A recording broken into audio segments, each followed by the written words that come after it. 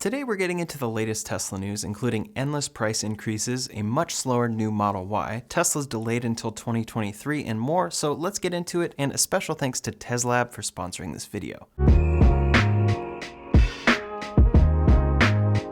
First up today, as we're seeing supply chain issues across the industry and affecting vehicle production, Tesla's other large business is being affected, solar. Tesla's energy business is something that Elon Musk has predicted to become larger than their vehicle business, but obviously that has taken and will take quite some time. Overall, things there have scaled up slowly, and now we're hearing that supply chain issues have begun affecting their solar business. Quote, "We confirmed with the supply chain team that some supply constraints would impact our ability to schedule installations for PV retrofits.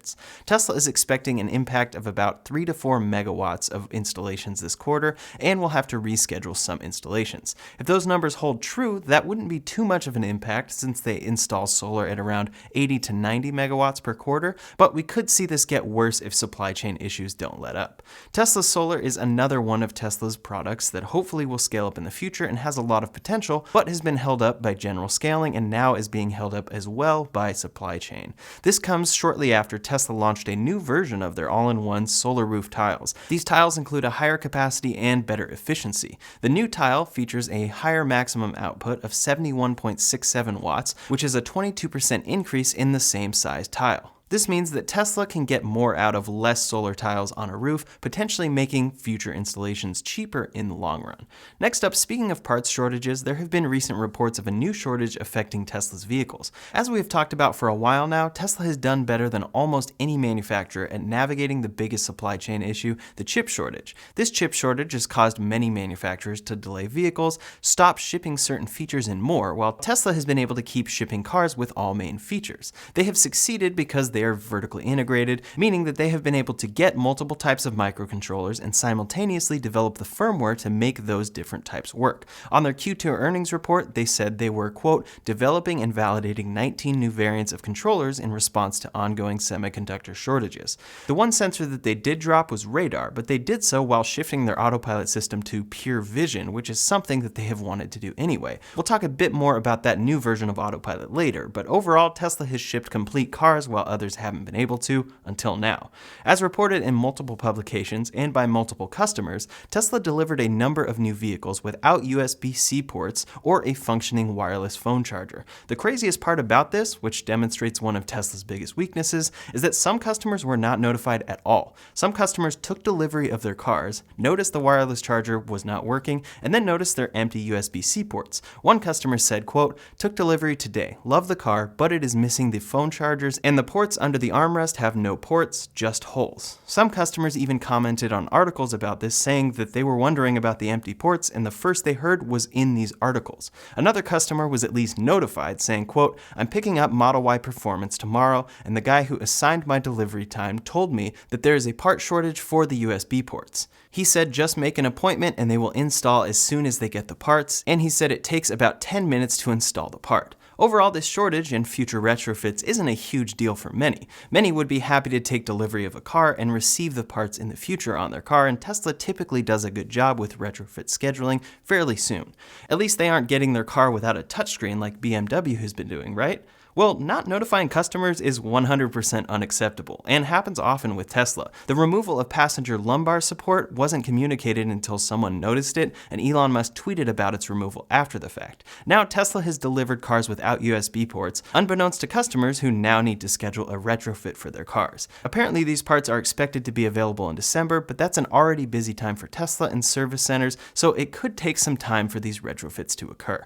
Hopefully Tesla can fix this issue soon, or at the very least communicate to customers what they are receiving. These are expensive cars missing absolutely standard ports and charging features, so Tesla seriously needs to communicate this to customers. Now, speaking of these expensive cars, Tesla price increases have happened again. A few days ago, Tesla increased the Model Y price again, bringing it up to a whopping $58,990 to start. This is up exactly $10,000 from the lowest price we saw on the Model Y less than a year ago. Tesla's ultimate goal is to sell cheaper cars, but for right now, it's pretty clear that Tesla won't stop raising prices, and there are many factors at play. For one, there is supply. Supply issues don't just mean delays, they also mean increased prices on materials and parts to build these cars. Elon mentioned on their Q3 earnings call how much they were spending to fly parts around the world, and this is being reflected in their increased prices, with their cheapest car now at $45,000. Then there is the increase in cost of many things in the US, and Tesla isn't the only company raising their prices as a result. As of October, it was reported that the average new car cost in America is up to $45,000. People are paying more for cars in general, and Tesla has a huge surge in demand.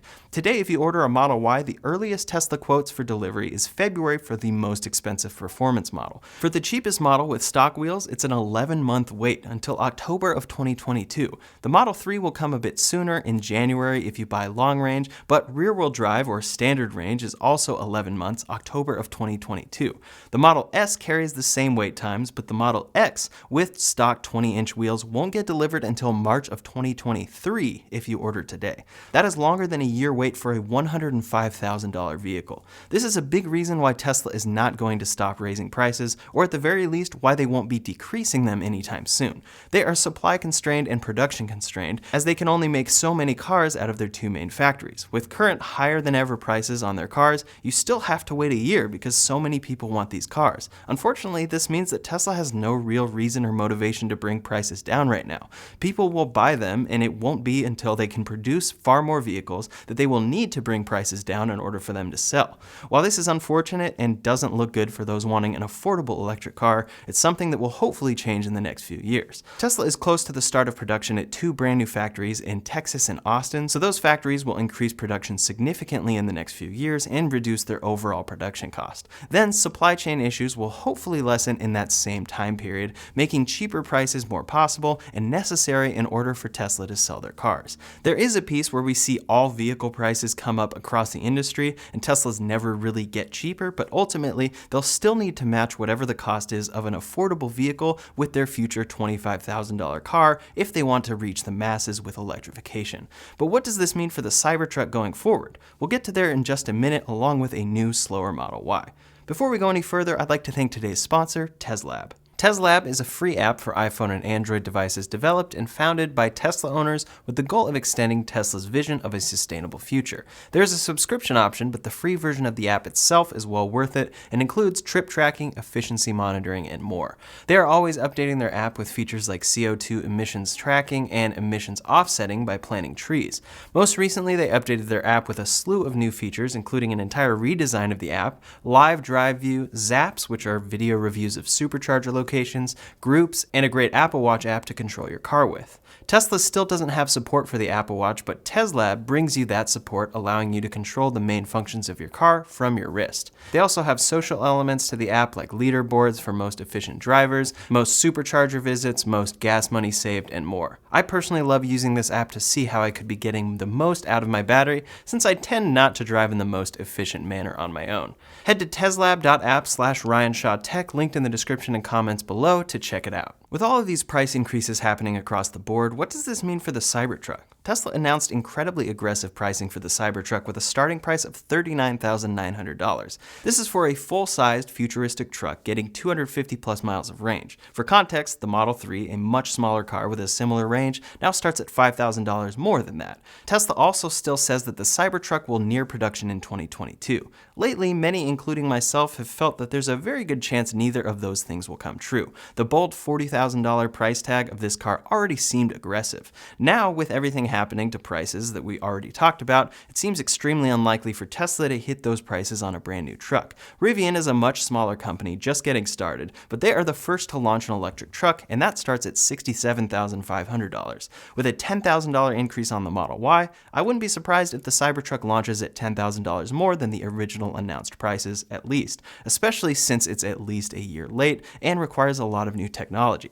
Tesla all but confirmed price increases on the Cybertruck recently by dropping the configurator altogether. If you want to order a Cybertruck, you just pay the $100 order fee to get in line, and you can't choose any configuration. In fact, they dropped any reference to their 3 different configurations on their website. Previously, you could choose the $39,900 model. Then, regarding the release date, we talked already about certain configurations for the Model 3 and Y not delivering until October of 2022. Then the Model X can be as far out as March of 2023. With all of that happening, it'll be a stretch to see a Cybertruck come in 2022 at all. However, it will be utilizing new battery cells made by Tesla, so they could surprise us. However, just recently when Pepsi's CEO confirmed Tesla's delivery of the Semi this year, Elon Musk said, quote, "Please don't read too much into this. As mentioned publicly, Tesla is constrained by chip supply short-term and cell supply long-term. Not possible to produce additional vehicles in volume until both constraints are addressed.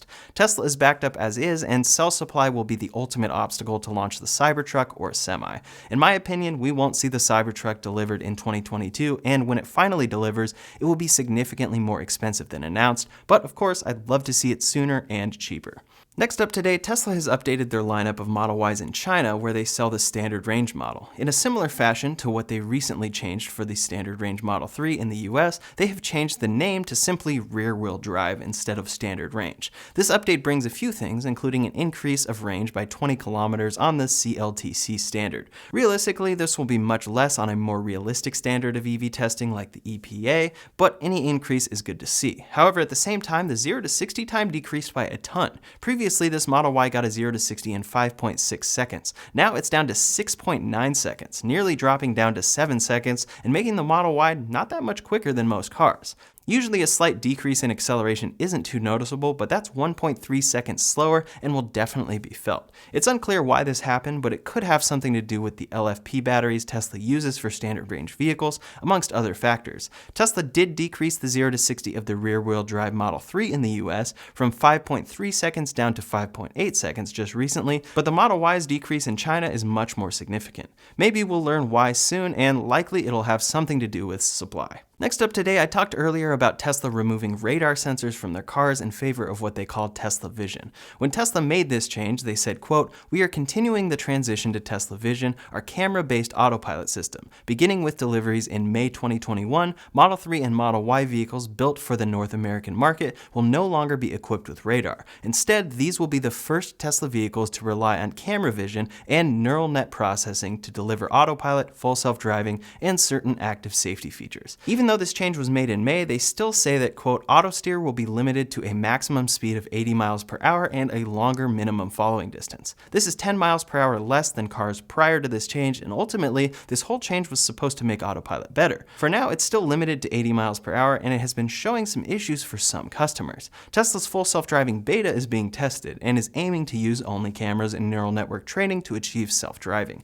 They detailed this at their AI Day in depth, but what we're seeing is that, unfortunately, it's bringing some issues, and it's pointing out that this change may have been more about supply chain than the removal of radar in favor of a superior technology at this point. Now, the FSD beta is separate from standard autopilot right now, but all Model 3s and Ys that Tesla ships come with this pure vision autopilot. For the latest version of Tesla's software, version 2021.40, many complaints are coming in about phantom braking. Phantom braking is an issue that all Teslas experience periodically with autopilot, where the car is on autopilot and brakes for no real reason. There's no obstacle and no reason to slow down, but the car slows down, or in some cases, slams on the brakes to avoid a non-existent obstacle. I used to experience this quite a bit more in my Model Y, and it really is frustrating, and lately it actually has been a lot better, but that car includes radar. Now, many complaints are coming in about phantom braking happening very frequently on new Teslas, and it could be an issue specifically with pure vision, but it isn't clear. Tesla has received an increasing number of complaints for phantom braking related issues, and ultimately the answer from Tesla is that the software is evolving. There's no direct fix, but hopefully it will be fixed in future software updates.